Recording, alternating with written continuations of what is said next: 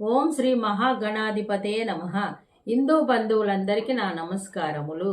కార్తీక పురాణము 29వ అధ్యాయము. అంబరీషుడు దూర్వాసుని పూజించుట ద్వాదశి పారాయణము. అత్రి మహాముని అగస్త్యుల వారితో ఈ విధముగా సుదర్శన చక్రము అంబరీషునికి అభయమిచ్చి ఉభయులను రక్షించి భక్తకోటికి దర్శనమిచ్చి అంతర్ధానమైన వైనము చెప్పి తిరిగి ఇట్లు చెప్పనారంభించెను. ఆ తర్వాత అంబరీషుడు దూర్వాసుని పాదములపై పడి దండ ప్రణామములు ఆచరించి పాదములను కడిగి ఆ కడిగిన నీళ్లను తన శిరస్సుపై చల్లుకొని, ఓ మునిశ్రేష్ఠ, నేను సంసార మార్గమందున్న యొక్క సామాన్య గృహస్థుడను. నా శక్తి కొలది నేను శ్రీమన్నారాయణుని సేవింతును. ద్వాదశి వ్రతము చేసుకొనుచు ప్రజలకు ఎట్టి కీడు రాకుండా ధర్మవర్తనుడనై రాజ్యమేలుచున్నాను. నా వలన మీకు సంభవించిన కష్టమునకు నన్ను మన్నింపుడు.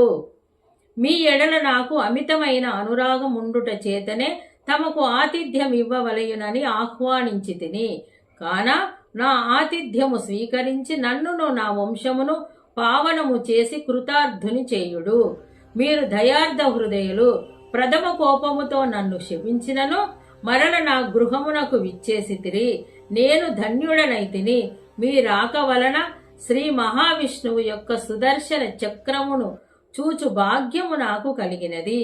అందులకు నేను మీ ఉపకారమును మరువలేకున్నాను.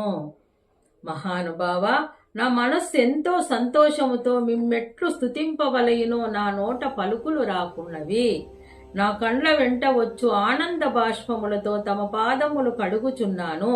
తమకు ఎంత సేవ చేసినను ఇంకను రుణపడియుందును.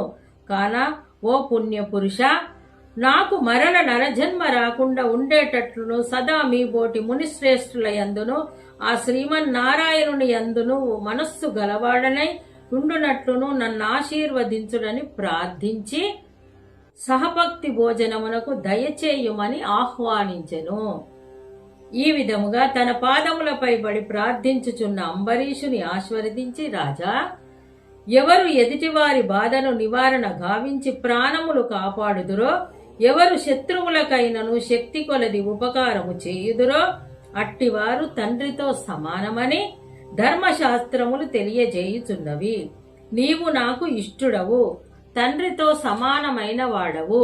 నేను నీకు నమస్కరించినచో నాకంటే చిన్నవాడవవుట వలన నీకు ఆయు క్షీణము కలుగును. అందుచేత నీకు నమస్కరించుట లేదు.